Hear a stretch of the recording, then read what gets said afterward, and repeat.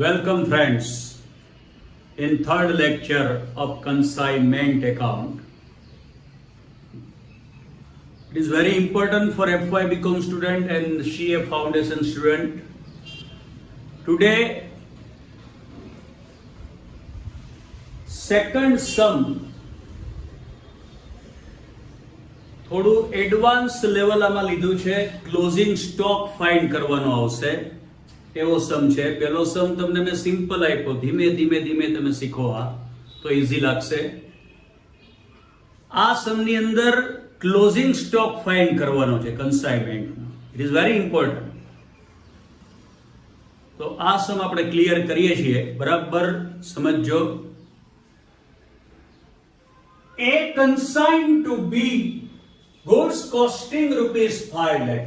A consigned to B, A મોકલે છે B ને, એટલે A consignor થયો. સ્ટાર્ટિંગમાં 2-4 લેક્ચર હું બોલીશ પછી તમને ઓટોમેટિક ખબર પડશે. કોને મોકલે? B ને, તો B is a consignee.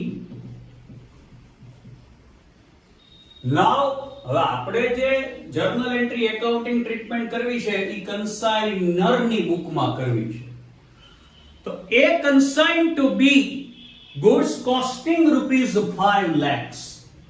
Whenever goods sent, A consigned to B, A B ને goods મોકલો તો B ને મળશે. B is receiver, B લેનાર થયો. તો રૂલ એવો છે કે લેનાર હોય તો ડેબિટ કરવું જોઈએ.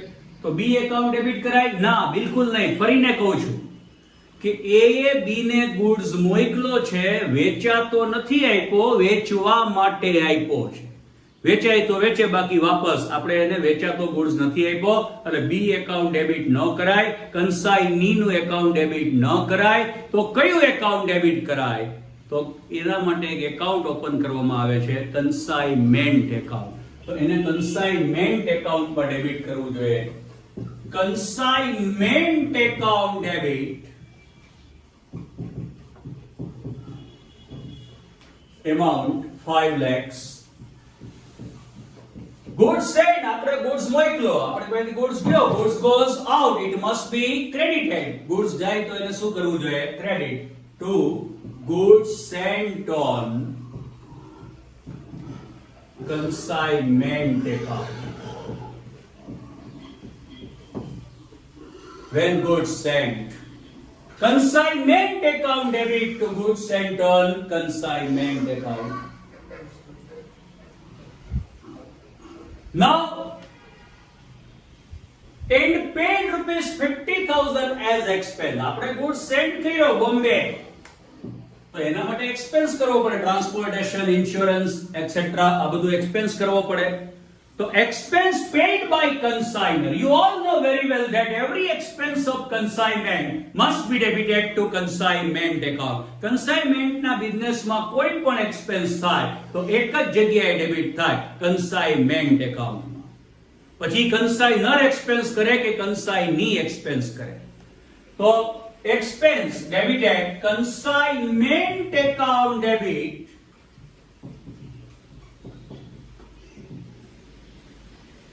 $50,000 paid by consignor. consignor ઓનરે, માલના માલિકે, ધંધાના માલિકે એક્સપેન્સ કર્યો છે, કન્સાઇનરે એક્સપેન્સ પે કર્યો તો રૂપિયા દેવા પડે. કેશ ગોઝ આઉટ, રોકડ જાય છે, ક્રેડિટ કરો to cash account.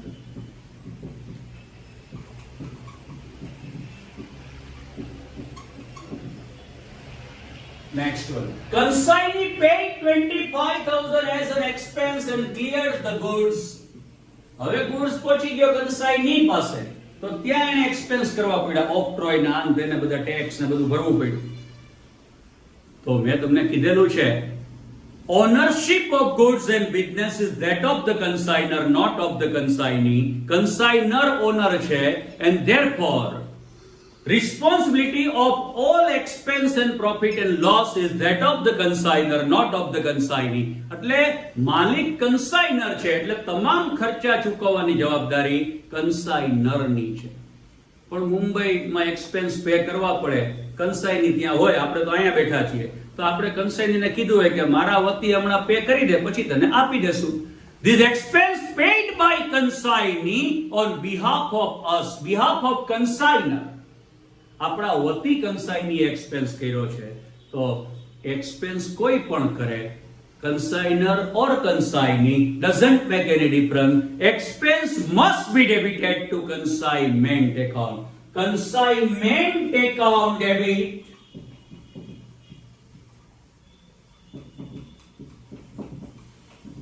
$25,000 paid by consignee on behalf of us. આપણા વતી આ consigneeએ પે કર્યો. તો હવે આપણે consignee ને આપી દેવા પડે. તો આ પૈસા આપણે consigneeને આપવા પડશે. આપણે આપવાના થયા તો આ પૈસા આપણે ક્રેડિટ કરી દેવા જોઈએ. ક્યાં? consignee ના એકાઉન્ટમાં. તો consignee account.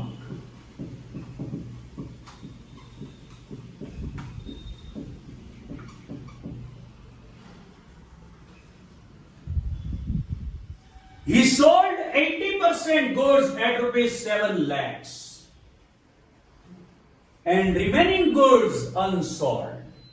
Consigneeએ માલ વેચવાનું ચાલુ કર્યું તો આપણે જે માલ મોકલો એનો 80% માલ એને વેચી નાખ્યો 7 lakhs રૂપિયામાં.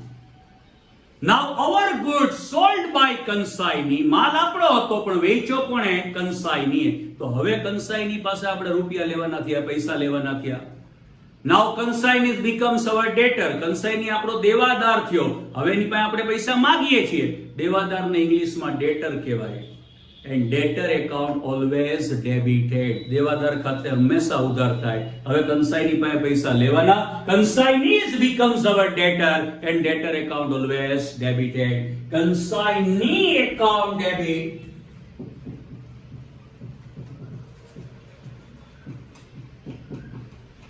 કેટલામાં goods sold કર્યો? 7 lakhs.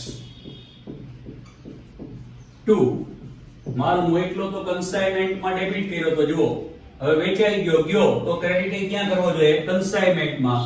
to consignment account.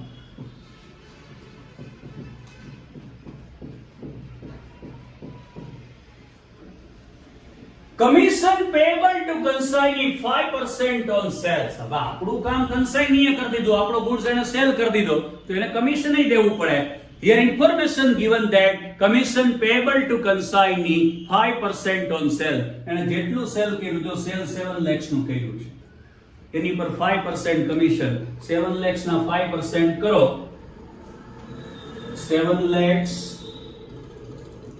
into 5 upon 100 આમ percentage થાય 35,000 થાય. Commission payable to consignee. કોઈને કમિશન આપીએ એ આપણા માટે એક્સપેન્સ છે. and you all know very well that expense must be debited to consignment account.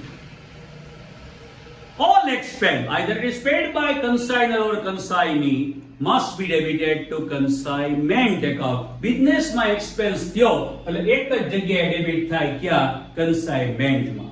consignment account debit.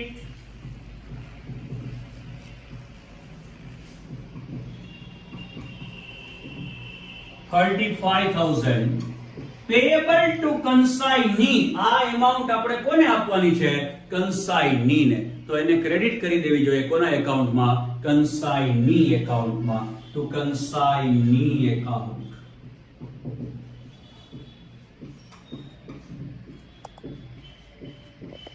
now આટલું તો આપણે ગયા સમયમાં શીખ્યા હતા. હવે એક સ્ટેપ તમને આગળ લઈ જાઓ. Very important step. calculation of closing stock. Now here information given that A consigned to B goods costing rupees 5 lakhs and paid rupees 50,000 as an expense. Consignee paid rupees 25,000 as an expense and cleared the goods. He sold 80% goods at rupees 7 lakhs. consignee આપણે જે માલ મોકલો છે એના 80% જ વેચ્યો છે. મતલબ કે બાકીનો 20% વધ્યો છે અને વધે એને ક્લોઝિંગ સ્ટોક કહેવાય. તો એનું કેલ્ક્યુલેશન કરવું પડે કારણ કે consignee પાસે માલ ભલે રહ્યો પણ માલિકી આપણી છે એની, consigner ની. તો તો આપણી બુકમાં જે કંસાઈની પાસે માલ પડ્યો છે એ આપણો જ સ્ટોક છે, એને આપણે રેકોર્ડ કરવો પડે as a closing stock. Now calculation of closing stock. Listen me carefully.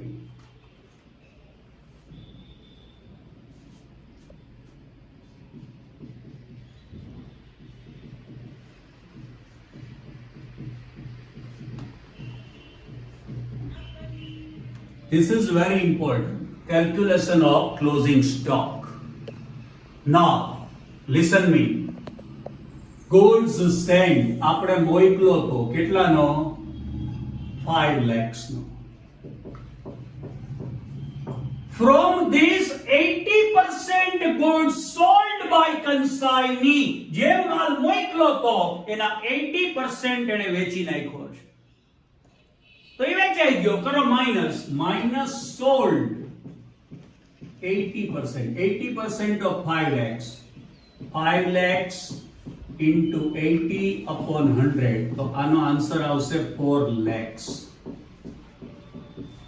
5 lakhs rupees of goods sent.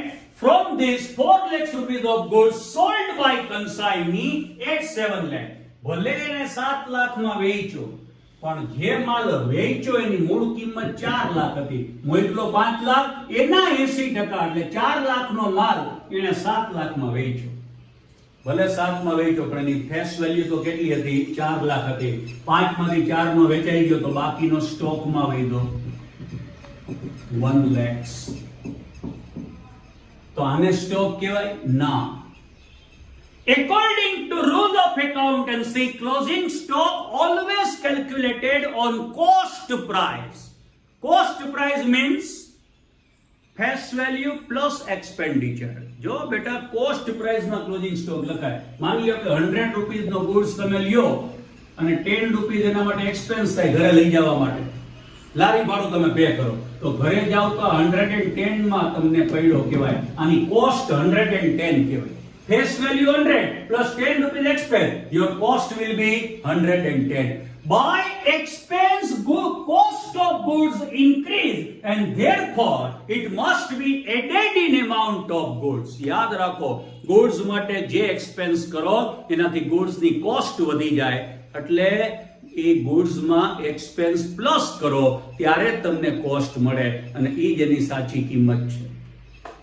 100 રૂપિયાનો માલ લીધો, 10 રૂપિયા એક્સપેન્સ કર્યો, ઘરે ગયા તો 110 માં પડ્યો, તો તમારી કોસ્ટ 110 રૂપિયા છે, 100 રૂપિયા નહીં. તો અહીંયા એ પ્રકારે એક્સપેન્સ બધા એડ કરવા પડે. હવે આ સમમાં તમે જુઓ, કન્સાઇનરે એક્સપેન્સ કર્યો છે અને કન્સાઇનીએ એક્સપેન્સ કર્યો છે, તો બેયના એક્સપેન્સ આમાં એડ કરવા પડે, કારણ કે આ ગુડ્સ માટે એક્સપેન્સ કર્યો બે.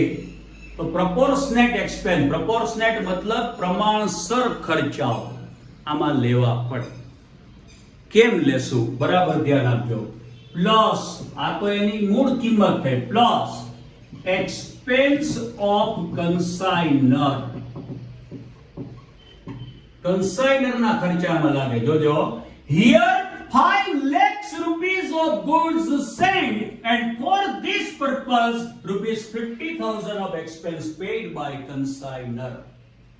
5 લાખ રૂપિયાનો માલ મોકલ્યો તો કન્સાઇનરે, અને એના માટે 50,000 રૂપિયાનો એક્સપેન્સ કર્યો તો કન્સાઇનરે.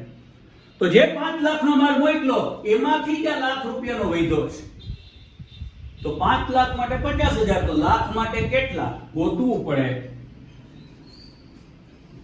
5 lakhs નો ગુડ્સ હતો, એના માટે 50,000 નો એક્સપેન્સ, તો એમાંથી જ લાખ રૂપિયાનો માલ વૈધો છે. 5 લાખમાં 4 લાખનો વેચ્યો, લાખનો વૈધો છે. 5 લાખ માટે 50,000 નો એક્સપેન્સ, તો લાખ માટે કેટલો? આ બે multiply upon 1 lakhs into 50,000 upon 5 lakhs.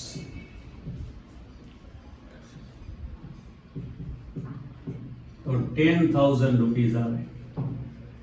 Expense of કન્સાઇનર પ્રોપોર્શનેટ. 5 લાખના માલ માટે 50,000 નો ખર્ચો કર્યો તો એમાંથી જ 1 લાખનો વૈધો, તો 1 લાખના માલ માટેનો ખર્ચો કેટલો? તો કે 10,000 રૂપિયા. એડ કરો expense of consignor plus expense of consignee. તો એને એક્સપેન્સ કર્યો, આપણે 5 લાખનો માલ મોકલ્યો, એના માટે એને કેટલો એક્સપેન્સ કર્યો તો જુઓ જઈએ, 25,000 નો કર્યો.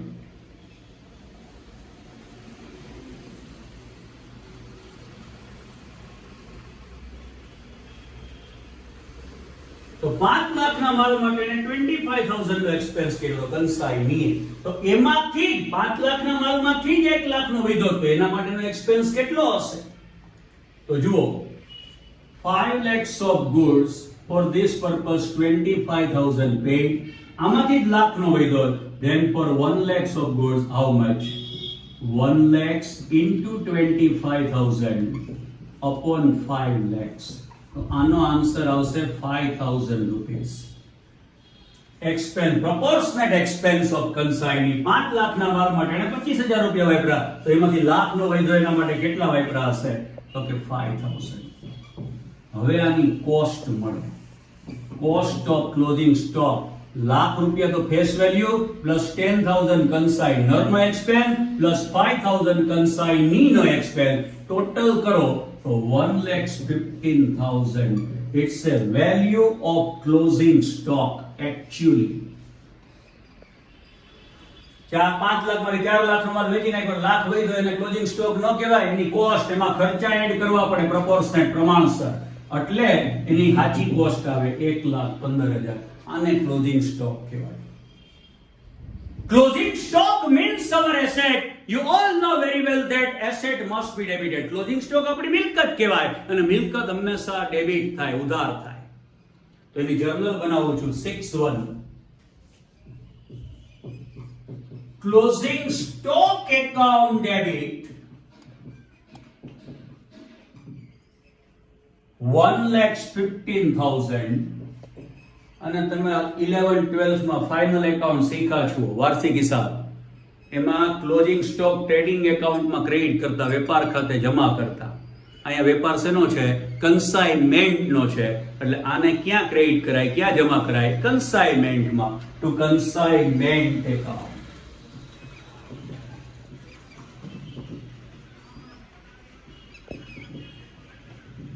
$1,15,000. ચાલો, આ સમ અહીંયા કમ્પ્લીટ. હવે આજે હું તમને આના એકાઉન્ટ બનાવતા પણ શીખવાડીશ.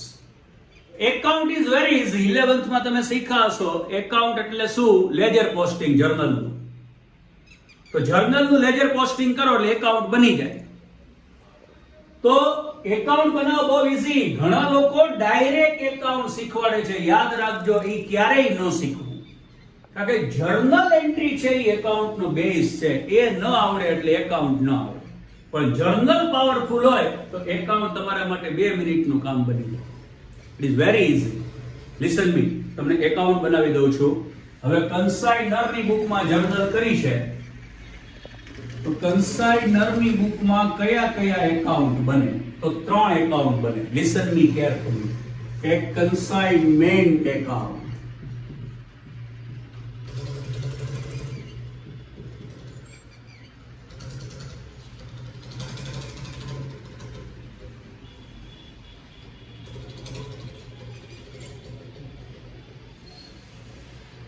જગ્યા ઓછી છે, ડેટ નું નથી બનાવતો, તમારે ડેટ નું એક ખાનું બનાવી લેવું સાથે.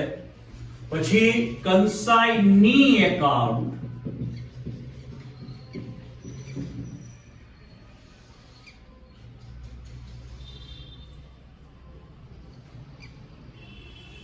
and third one goods sent on consignment account. આ 3 એકાઉન્ટ બનાવવા જોઈએ.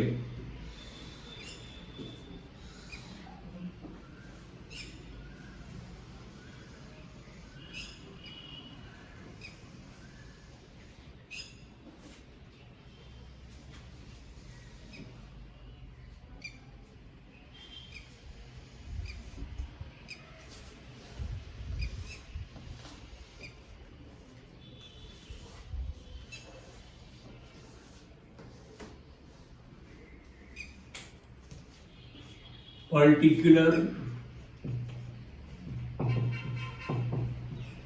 amount, particular amount particular amount, particular amount, particular amount, particular amount. Here debit and credit, debit, credit, debit, credit. Now account, it is very easy. It is just like ledger posting. 11th માં તમે શીખા છો ledger posting, ખાતામાં ખતવણી કરવી. તો listen me, journal બની ગઈ, એને આમાં લખી નાખો એટલે એકાઉન્ટ તૈયાર. જુઓ, કન્સાઇનમેન્ટ એકાઉન્ટ ડેબિટ, મતલબ તમને એમ કહે કે કન્સાઇનમેન્ટ એકાઉન્ટ ડેબિટ કરો. જો આ કન્સાઇનમેન્ટ એકાઉન્ટ ના ડેબિટ સાઈડ અહીંયા લખો 5 lakhs. પણ પર્ટિક્યુલર માં શું લખવું? તો કે ઓપોઝિટ. આ કન્સાઇનમેન્ટ એકાઉન્ટ ડેબિટ કર્યું, ડેબિટ નું ઓપોઝિટ શું? ક્રેડિટ. તો આ લખવાનું પર્ટિક્યુલર માં, to goods sent on consignment,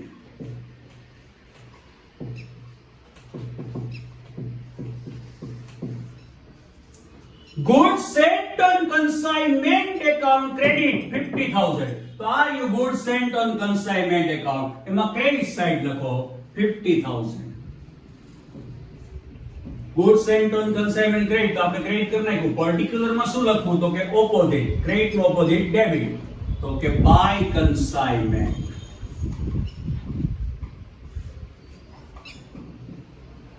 યાદ રાખજો બેટા, ડેબિટ સાઈડ લખો તો ટુ કરવું, ક્રેડિટ સાઈડ લખો તો બાય કરવું.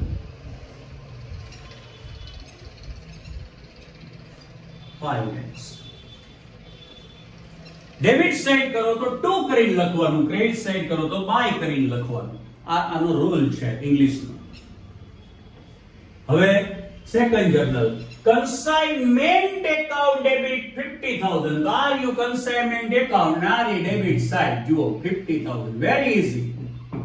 Particular opposite. Debit કર્યું, opposite credit. Credit માં શું લખ્યું? To cash account. Cash account credit, પણ કેશ એકાઉન્ટ આપણે બનાવ્યું જ નથી, તો નહીં કરવાનું કાઈ, એમને મૂકી દો. એના પછી consignment account debit 25,000. consignment માં debit 25. particular opposite, debit નું opposite credit, to consignee,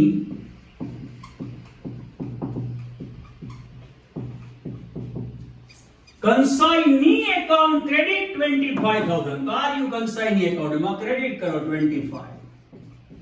particular opposite, opposite of credit means debit, by consignment.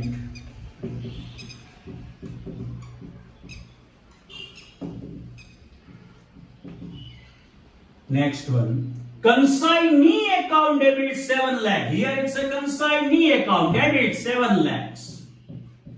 But in particular opposite, consignee account debit, but in particular opposite to consignment.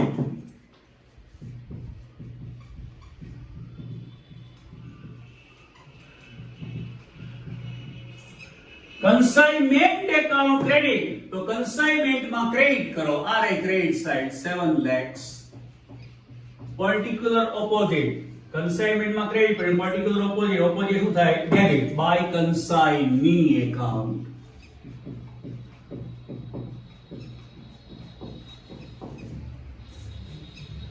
now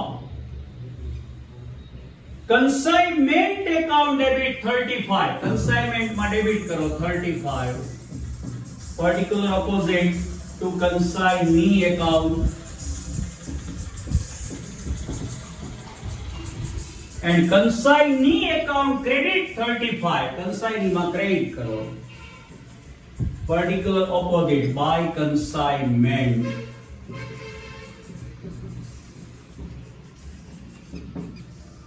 Next one, closing stock account debit. એનું account જ નથી બનાવ્યું, તો નહીં લખવાનું. to consignment account 1,15,000. consignment માં credit કરો, particular opposite, consignment credit, particular opposite debit by closing stock.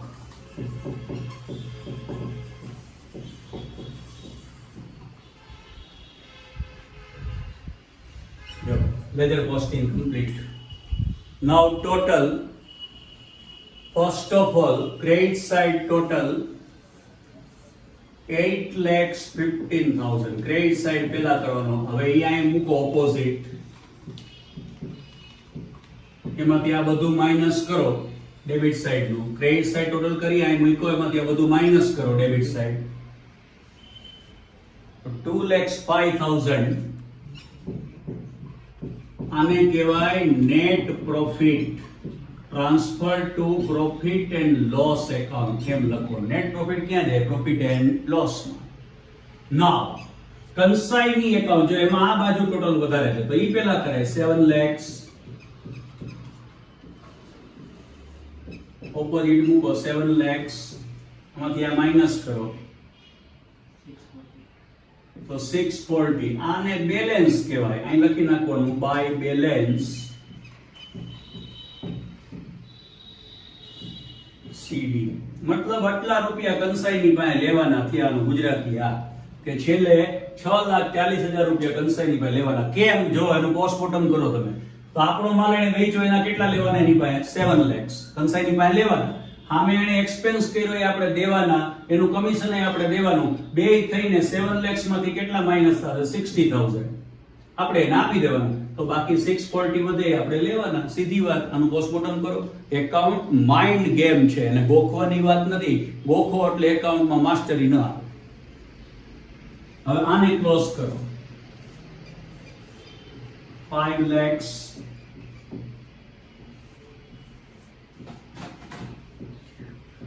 અહીંયા કાંઈ નથી એટલે બેલેન્સ કેટલી આવશે? 5 lakhs. આ ગુડ સેન્ડ કર્યો, આપણે મોકલો, મતલબ આપણી પાસેથી ગયો અને એની how goods goes out it must be credited to trading account. કોઈ પણ પ્રકારે માલ જાય તો વેપાર ખાતે જમા કરવો જોઈએ. ટુ ટ્રેડિંગ એકાઉન્ટ આમ લખવું જોઈએ. ટ્રેડિંગ એકાઉન્ટ એટલે વેપાર ખાતું. લો આ પેલો સમ 100% કમ્પ્લીટ. Do practice yourself.